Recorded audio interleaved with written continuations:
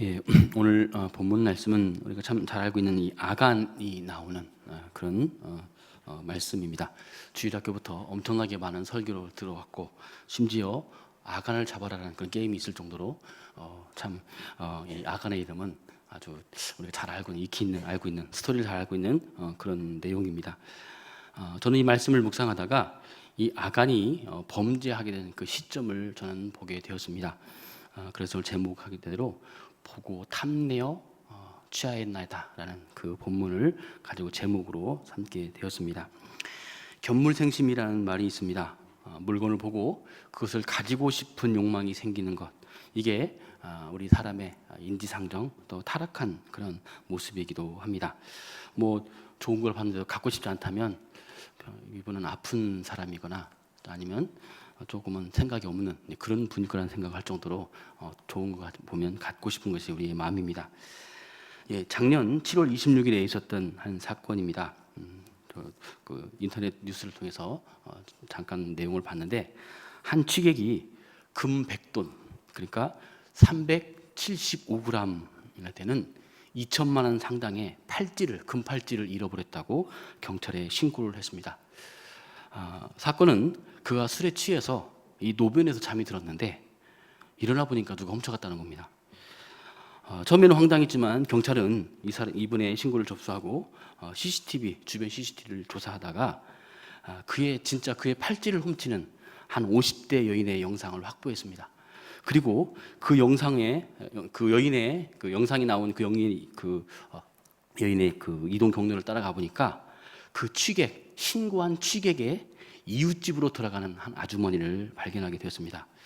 그리고 그 여인을 검거해서 왜 남의 물건에 손을 댔느냐라고 물어보니까 집으로 돌아가는 길인데 술에 취해 있는 잘 아는 이웃집 아저씨를 발견하고 그를 깨워서 데리고 가려고 하다가 보니까 손목에 팔찌를 보고 순간 혹해가지고 그 팔찌를 훔치게 되었습니다. 욕심이 생겨서 훔치게 되었습니다라고 자백을 했다고 해요. 이런 유혹은 누구에게나 생길 수 있는 일입니다. 그러나 우리가 보고 탐내는 대로 행한다면 그것은 분명 죄라는 사실을 우리는 기억해야 할 것입니다. 오늘 우리가 잘 알고 있는 말씀대로 이 아이성 전투에서 이스라엘이 패배를 했습니다. 그 패전의 원인은 바로 죄였습니다. 이스라엘과 여호수아는 요단강 도하에 이어서 여리고성 전투에까지 정말 하나님이 베푸신 기적 때문에 다시 한번 그 은혜를 누리면서 만세를 불렀습니다. 이대로라면 별 어려움 없이 순식간에 가나안 땅을 정복할 수 있을 것만 같았습니다. 그리고 이제 곧 그들에게 주어질 모든 그런 땅 때문에 기뻐하는 그날이 곧 올 것을 기대했습니다. 더 나아가서 이 두 사건을 통해서 여호수아에게 짐지어졌던 그런 리더십과 관련된 불완전한 요소들을 완전히 제거하는 그런 사건이 되었습니다. 이제 여호수아와 이스라엘은 이제 그 정복할 땅을 바라보면서 기대를 하면서 만반의 준비를 하고 나아갈 그런 기세였습니다. 반면에 이스라엘이 요단강을 건넜고 또 그리고 그 여리고성을 정복하는 동안 그 가나안에 있는 많은 족속들은 이 소식을 듣고 성경에 있는 표현대로 그들의 마음이 물같이 녹았다. 아주 그들의 마음과 이스라엘의 그 용기는 아주 대조를 이룰 정도로 극명한 대조를 이룰 정도로 다른 그들의 모습을 보여주고 있습니다. 그런데 이스라엘이 가나안 정복 그 전쟁이 여정이 순조롭게 진행되는가 싶더니 갑자기 오늘 말씀 7장에 들어오면서 제동이 걸렸습니다. 이스라엘이 여리고성보다 훨씬 규모가 작은 아이성을 정복하지 못하고 전쟁에서 패배를 한 것입니다. 사망자까지 36명씩이나 나게 되었습니다. 충격에 쌓인 이스라엘은 하나님 앞에 송곡을 했고 그때 하나님께서는 한 사람이 하나님과의 언약을 범했기 때문에, 다시 말하면 언약을 배반했다는 것은 여호와의 말씀을 순종하지 않았기 때문에 이런 일이 벌어졌다. 다시 말하면 아간이 여호와께서 그만 물건을 취했다라고 말씀하시는 그런 본문이 오늘 내용들입니다. 이는 단순한 절도 사건이 아닙니다. 여리고성 전투에 앞서서 하나님은 여호수아를 통해서 이 전쟁의 주인이 하나님이시기 때문에 이 전쟁으로 말미암아서 생기는 모든 전리품은 하나님의 소유로 삼아라. 그리고 살아있는 모든 것들은 다 진멸하라고 명령했습니다. 그렇지만 아간은 이 하나님의 명령, 이 하나님의 이 언약을 무시하고 자기가 좋아하는 또 자기가 갖고 싶은 소유의 그 물건에 손을 대게 되었다는 것입니다. 하나님은 결과적으로 그러한 것을 용납할 수가 없었습니다. 아간이 하나님의 그 언약을 파기하고 또 약속을 잊어버리고 그것을 차지하는 순간 이 전쟁의 주인이신 여호와를 등지는 겁니다. 다시 말하면 자신을 이 전쟁 가운데 하나님과 동일시하는 또 그리고 하나님과 된 것 같은 그런 위치로서 동등하게 하나님의 물건을 취한 것이기 때문에 하나님은 그를 용서할 수가 없었다는 것입니다.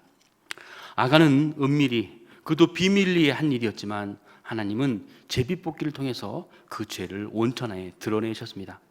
우리 성경에는 제비를 뽑은 것으로 번역되어 있지만 원문에는 여호와께서 취하시는 지파라고 하는 그것으로만 표현이 되어 있습니다. 그래서 이것이 어떤 방식인지를 설명하지 않고 있습니다. 그러나 고대 근동의 정황이나 성경적 정황을 보려 본다면 제비뽑기로 죄인을 색출해낼 가능성이 가장 높습니다.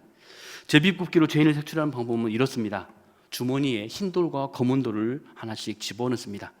그리고 원하는 질문 또 그 상황에 맞는 질문들을 하면서 돌을 꺼내게 합니다. 그때 흰 돌이 나오면 그 질문에 yes, 검은 돌이 나면 no라고 하는 그런 표시로서 응답으로서 받아들이는 것이 제비 뽑기입니다. 본문에서 제비를 통해서 하나님은 이 아간의 지파까지 찾아내는, 다시 말하면 지목하는 사건을 오늘 본문에서 우리는 같이 읽었습니다. 특별히 하나님은 제비를 통해서 하나님께서 직접 죄인을 취하시겠다, 지목하시겠다고 하신 것은 하나님께서 모든 절차를 주관하셔서 범죄를 직접 잡아내시겠다고 하시는 그런 하나님의 의사가 이곳에 들어 있는 것입니다. 두 번째로 죄의 시행에 대한 그런 말씀을 보도록 하겠습니다. 21절 말씀인데요, 우리 같이 한번 읽어보도록 하겠습니다. 읽겠습니다. 시작. 내가 물건 중에 신할산 아름다운 외투 한 벌과 은 200세겔과 그 무게가 50세겔 되는 금덩이 하나를 보고 탐내어 가졌나이다. 보소서, 이제 그 물건들을 내 장막 가운데 땅속에 감췄는데 은은 그 밑에 있나이다 하더라. 아담이 말씀을 시작하면서 이 아간이 범죄를 시행한 그 시점을 이야기를 했죠. 바로 그 시점이 보고 탐내어 취하였나다라고 하는 그 시점을 우리는 보고자 합니다. 특별히 범죄는, 하나님 앞의 득죄는 이 보고 탐하는 데서 시작된다는 사실을 오늘 본문에서 우리는 알 수가 있습니다. 하나님께 붙잡혀 나온 아간은 먼저 하나님께 범죄했다는 사실을 다 인정했습니다. 그리고 시인합니다. 그리고 구체적으로 그의 범죄 행위를 말합니다. 내가 노력한 물건 중에 신할산의 아름다운 외투 한 벌과 은 200세겔과 그 무게가 50세겔 되는 금덩이 하나를 탐내어 가졌나이다라고 자백합니다. 오늘 읽은 말씀 중에 보고라는 그런 뜻의 헬라어는 히브리어는 와에레라고 하는 그런 단어입니다. 창세기 3장에서 하와가 유혹을 받을 때 그 선악을 알게 하는 나무의 실과를 먹음직도 하고 보암직도라고 했는데 이 보암직도 하는 그 단어가 같은 단어입니다. 그리고 신할산 할 때 신할은 바벨론을 말하는데 그 메소포타미아 남쪽 수메르 지역을 추천한다고 합니다. 어쨌든 신할산 옷은 그 당시에 가장 좋은 옷이라고 보면 되겠습니다. 제가 잠깐 인터넷 검색을 해봤는데 제가 알고 있는 명품은 버버리밖에 없어가지고 버버리를 한번 검색해봤습니다. 그랬더니 한 벌에 한 400~500만 원 하는 것도 있더라고요. 그 버버리 꽃 하나가 그만큼 이 고액을 또 굉장히 비싼 또 명품 외투라 보면 될 수 있을 것입니다. 은 200세겔은 2.7kg쯤 되는, 다시 오늘날 시세로 한다면 은값으로 한 220만 원 정도, 그리고 50세겔의 금, 아까 예화를 하겠던 375g 이 100돈이거든요. 그런데 500g이면 133.3돈, 그래서 한 3,500만 원 정도 가는 그런 시세가 되는 보물입니다. 사람이 보지 말아야 할 것을 보게 될 때 범죄에 빠지게 된다는 사실을 여기서 우리는 다시 한번 발견할 수가 있습니다. 하와의 범죄도 보지 말아야 될 선악과를 볼 때 그게 욕심이 나게 되었다는 것이죠. 창세기 6장에 나오는 하나님의 아들도 마찬가지였습니다. 그 하나님의 아들도 보지 말아야 될 사람의 딸들을 봄으로써 그들이 세상으로 가버리게 되었습니다. 또 그리고 다윗도 밧세바의 목욕하는 장면을 보고 범죄를 하게 되었다는 것입니다. 우리 본성에는 안목의 정욕이 있기 때문에 눈을 통해 들어오는 자극에 의해서 쉽게 범죄하게 되어 있습니다. 지금 이 시대는 참으로 보는 것을 조심해야 되는 그런 시대입니다. 청소년들이 미디어를 통해서 본 왜곡된 정보들을 보고 성범죄를 저지르거나 또는 폭력을 휘둘렀다는 그 기사는 새삼스러운 것이 아닙니다. 그것은 비단 청소년들만 아니라 모든 사람들이 흔히 접할 수 있는 스마트폰, 인터넷, TV, 영화 등에서 공공연하게 보여주는 그런 폭력적이고 성정적인 장면들을 보게 된다면 인간의 악한 본성이 자극하게 된다는 사실들을 우리는 기억해야 할 것입니다. 물론 우리는 보지 말아야 할 것들을 완전히 안 보고 살 수는 없을 것입니다. 그렇게 하려고 하면 요즘 가끔 TV에 한 번씩 밥 먹다가 보는 경우가 있는데 나는 자연인이란가요? 그 사람들처럼 산속에 살면 될 것 같아요. 그렇지만 우리가 그 산속에서 아니면 사막 한가운데서 세상과 담을 쌓고 살아야 한다면 이것은 결코 성경이 원하는, 하나님이 원하는 그런 삶의 방식이 아니기 때문에 그럴 수가 없다는 것이죠. 그러면 보지 말아야 할 것들을 어쩔 수 없이 우리 눈에 비칠 때는 어떻게 해야 될까요? 그것은 아주 어렵지만 또 한편으로는 단순합니다. 그것에 관심을 가지지 않고 바라보지 말아야만 된다는 것입니다. 하와가 자꾸 눈에 띄는 그 선악을 알게 하는 실과를 관심을 가지고 바라보다 보니까 보암직도 하고 먹음직도 했던 그런 탐심이 생겼던 것처럼 사실 우리가 그것에 단순히 보는 것만으로 범죄까지 가지는 않는다는 것이죠. 관심을 가지게 되고 그것을 생각하게 되고 그것에 집착할 때 그것이 비로소 죄로서 시행되게 되는 것입니다. 우리는 본성이 탐욕적이고 악하다는 사실들을 인정하고 언제나 인지를 해야 됩니다. 이 악하고 탐욕적인 그 본성을 자극하는, 그래서 악한 것을 바라보면 죄를 바라보면서 자꾸 그것을 관심을 갖는 그런 행동들을 이제는 멈춰야만 된다는 것입니다. 보는 것으로 인하여 이러한 본성을 자극하지 말아야만 된다는 것입니다. 바라기는 보는 것을 조심하고 경계해서 많은 범죄 유혹으로부터 벗어나는 그런 성도님 되시기를 간절히 축원합니다. 두 번째로 제목을 삼았던 단어, 두 번째 단어 탐내어라는 그런 뜻의 단어를 보도록 하겠습니다. 와헤의 메뎀이라고 하는 그런 히브리어입니다. 그 뜻은 열망하다, 기뻐하다는 뜻을 가진 그 하마드라고 하는 그 히브리어의 그 말에서 원 단어가 그렇습니다. 우리가 잘 알고 있는 10계명의 10번째 계명에 내 이웃의 집을 탐내지 말라라는 단어가 바로 이 단어입니다. 그래서 오늘 본문이 말하고 하는 그 뜻은 기뻐하여 갖기를 열망했다. 그러니까 아까 말씀드렸듯이 이것을 탐내는데 그 탐내는 모습이 뭐냐면 자꾸 관심을 가지고 집착을 하고 생각을 하니까 그것을 기뻐하고 그것을 열망하게 되었다라고 하는 그런 뜻이 되어지는 것입니다. 아간이 외투, 금, 은을 보았을 때 그 마음속에 그것으로 인해서 즐거움이 생겼고 그것을 하고자 하는 바람이 강렬하게 일어났다라는 것입니다. 이것은 인류의 시조인 아담과 하와가 죄를 범할 때 동일하게 했던 현상, 반복되는 말씀이지만 지혜롭게 할 만큼 탐스러워 보였다고 했던 그 모습으로 우리는 기억하면 되겠습니다. 결국 그것으로 인해서 유혹이 넘어갔고 아름다운 물건을 보고 탐내어 취하게 되었다는 것입니다. 인간의 죄악은 눈으로 보는 데서 시작해서 마침내 마음까지도 타락하게 된다는 사실을 우리는 알아야 됩니다. 아간은 왜 이렇게 큰 죄를 저질렀을까요? 아간이 하나님을 몰랐다고 생각해서는 절대 안 됩니다. 그는 하나님을 몰라서 범죄한 것이고 우리는 하나님을 아니까 감히 우리가 어떻게 하나님의 것을 도둑질을 할 수 있겠어라고 생각해서는 안 된다는 것입니다. 그는 광야 생활을 통해서 충분히 하나님의 살아계심들을 목격했습니다. 그리고 요 근래에 요단강을 건너는 일, 여리고를 무너뜨리는 일들을 바라보면서 살아계신 하나님의 능력을 또 살아계신 그 하나님을 충분히 체험했던 사람입니다. 그럼에도 불구하고 그는 하나님의 것을 도둑질을 했습니다. 그 이유가 무엇일까요?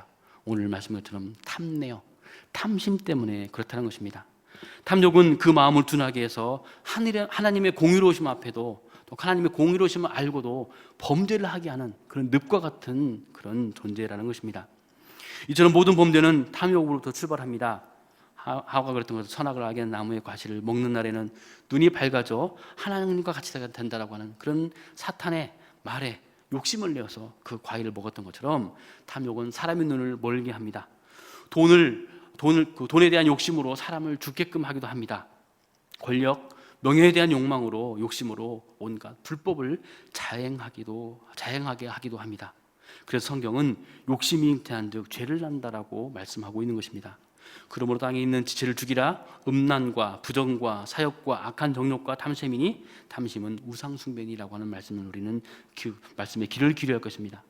우상의 다른 이름 탐심을 버림으로써 하나님보다 더 귀한 것이 없는, 그래서 범죄하지 아니하는 그 성도들이 되시기를 간절히 축복합니다. 그런데 참 죄의 이런 모습들, 어떤 죄를 유발시키는 그런 모습들을 보면 참 안타까웁니다. 그런데 그 안타까운 그런 현상들은 또 안타까운 결과들을 가져온다는 것입니다. 세 번째로 이 범죄의 결과는 인생을 뒤바꾸는 엄청난 비극을 초래한다는 것입니다. 우선 간담을 녹이던 정복자이던 그들이 간담이 녹는 피습자가 되었다는 것입니다. 읽지 않았지만 5절 말씀을 한번 보도록 하겠습니다. 7장 5절 말씀입니다.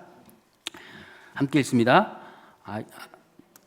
시작. 아이 사람이 그들을 30좀 쳐 죽이고 성문 앞에서부터 스바렌까지 쫓아 내려가는 비탈에서 쳤으므로 백성의 마음이 녹아 물같이 된지라. 예, 전쟁에 패배한 이스라엘 백성들의 마음이 무엇같이 녹았다고요? 물같이 녹게 되었더라. 이 표현이 원래 어떤 표현이었습니까?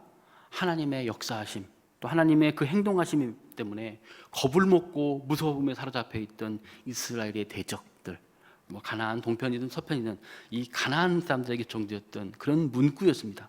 그런데 오늘 이 문구가 이스라엘 백성들에게 적용되고 있다는 것입니다. 이스라엘 백성들의 마음이 녹았다.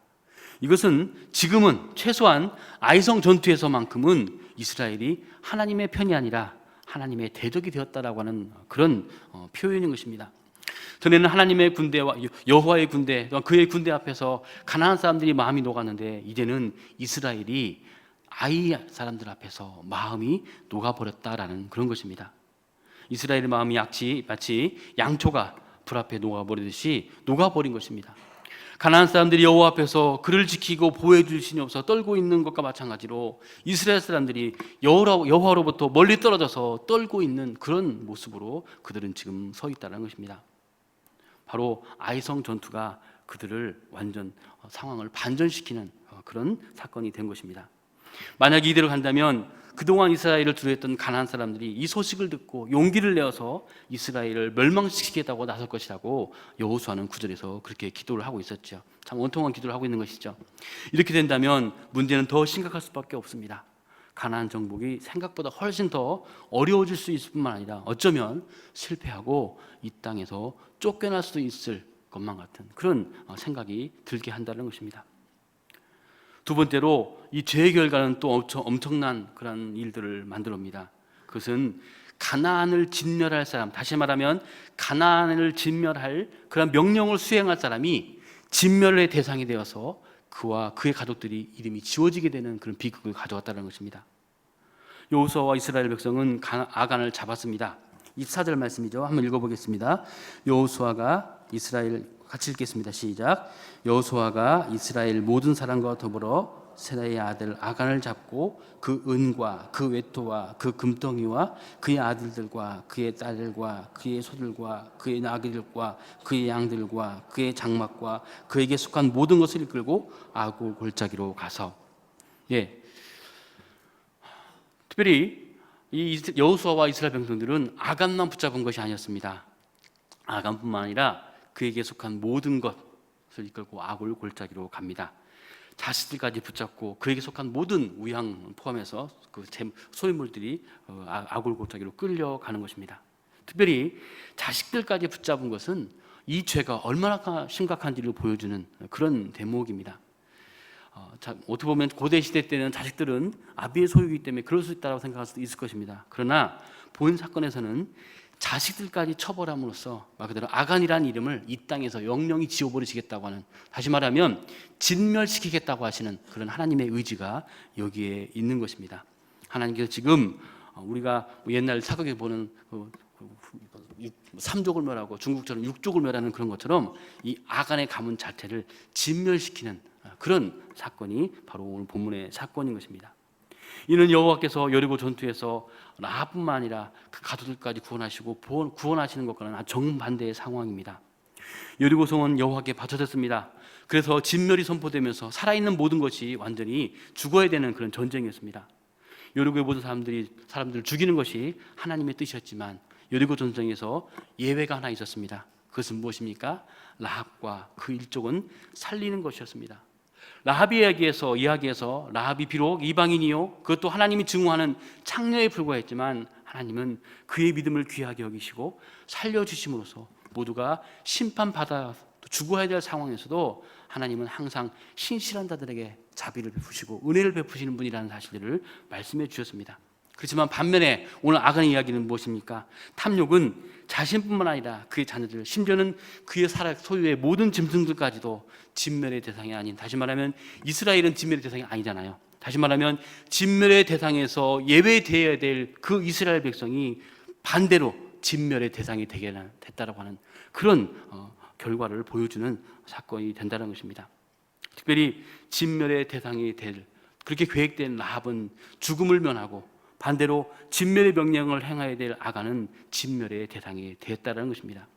이스라엘은 하나님의 선택을 받은 백성이었지만 공의에 따라서는 하나님은 선민에게도 진멸을 행할 수 있는 그런 분이라는 사실, 다시 말하면 공의에 입각해서 진멸을 행할 수 있는 분이라는 사실을 오늘 본문 우리에게 말씀해 주고 있습니다.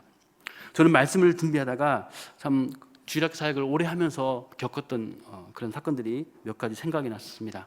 그 중에 하나가 이 잣대에 관한 이야기입니다. 두 가지 잣대입니다. 가끔 부모님을 상담하다 보면 이런 일이 생깁니다. 부모님이랑 다 동감할 수 있는 건 저도 마찬가지입니다. 제 자식은 다 예뻐요. 그리고 누가 봐도 다른 자식은 별로 의미가 없어요. 예, 아시죠? 그요? 예, 상담을 하다 보면 문제가 생겨서 그분들과 상담을 하다 보면 내 자녀와 또 남의 자녀의 문제는 전혀 별개로 잣대를 들여야 된다는 거예요. 그래서 내 자녀는 무엇을 해도 예쁘고 잘 돼 보여요. 반면에 남의 자녀는 항상 문제거리 혹은 문제 유발자로 여겨진다는 것입니다. 내 아들은 아닌데 쟤 때문에 그렇다. 항상 그러거든요.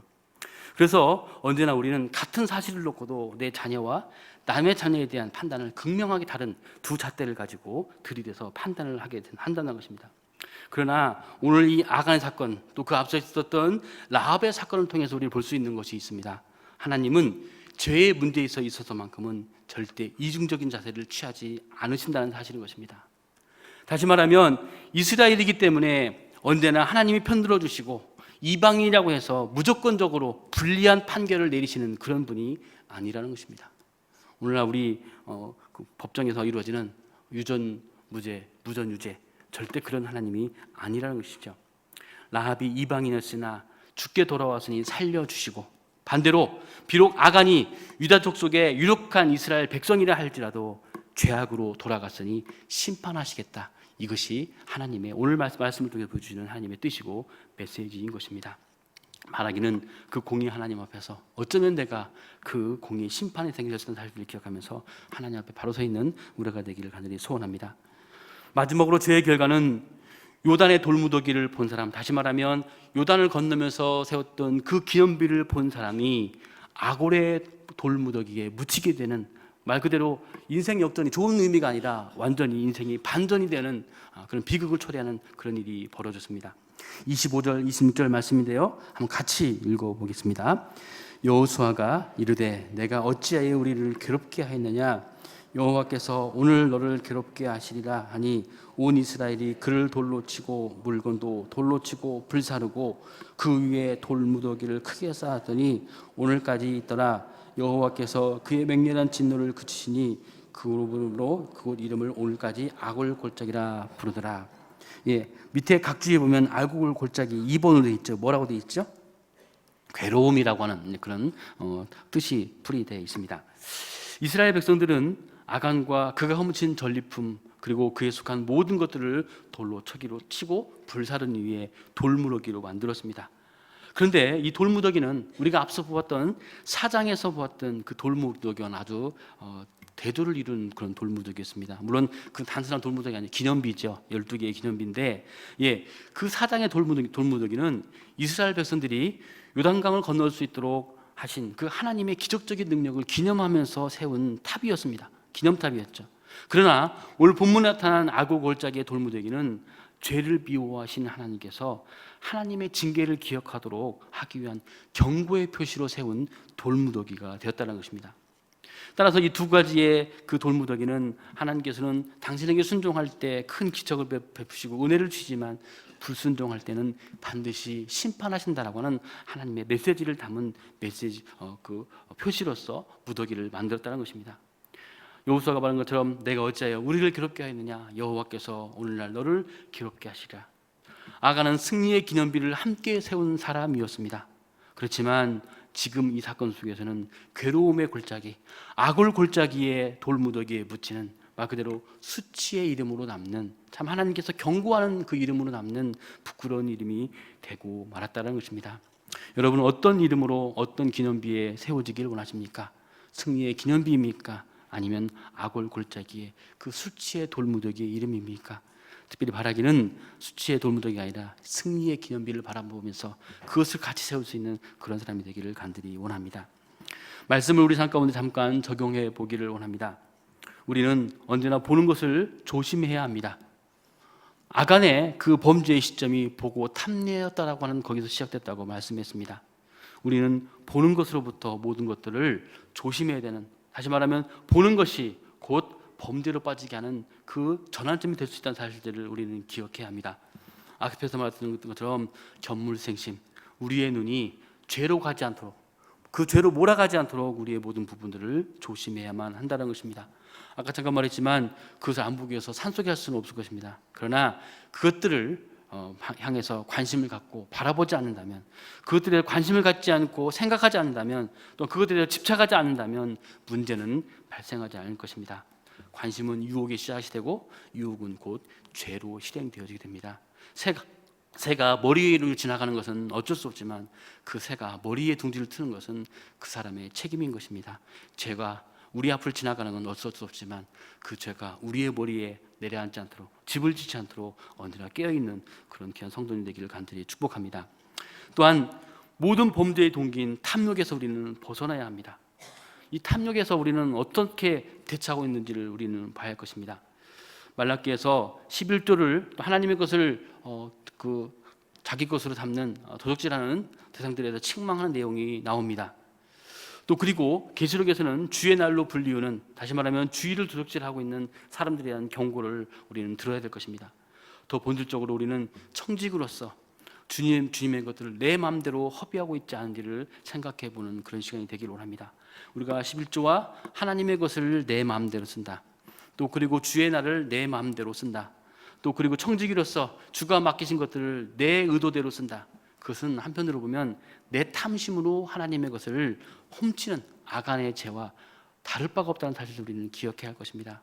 특별히 하나님 탐욕에 눈이 멀어서 하나님의 명령을 잃어버리고 하나님의 것을 내 것으로 삼는, 참 하나님 앞에 부끄러운 죄를 짓지 않는 우리가 되기를 간절히 축원합니다. 말씀을 마무리 짓겠습니다. 요즘 화두 중에 하나가 화성 연쇄 살인 사건입니다.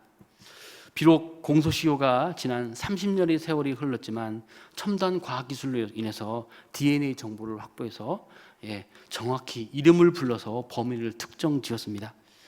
저는 이 사건을 보면서 본문 말씀을 묵상하다가 깜짝 놀랐습니다.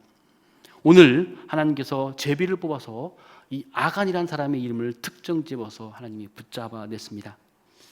우리가 범죄를 한다면 어쩌면 하나님이 내 이름을 불러서 가끔씩 뉴스에 나오는 것처럼, 아니면 정말 그 밖으로 드러나서 내 이름 불러내서 이렇게 하지 않을까라는 그런 두려운 생각을 하게 되었습니다. 어쩌면 이 땅에서는 조용히 묻힐 수도 있을지 모르겠습니다.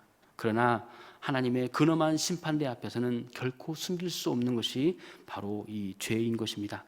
우리는 분명 그 자리에서 우리의 이름이 불려질 것이라는 사실들을 우리는 기억해야 할 것입니다. 그렇기 때문에 언제나 우리는 죄에 대해 깨어있는, 또한 죄에 대해서 언제나 정말 우리를 돌아볼 수 있는 우리가 되어야 할 것입니다. 그래서 우리는 범죄하지 않도록 최선을 다해서 우리의 모습을, 우리 영적인 그런 긴장감을 놓치지 않는 우리가 되어야만 할 것입니다.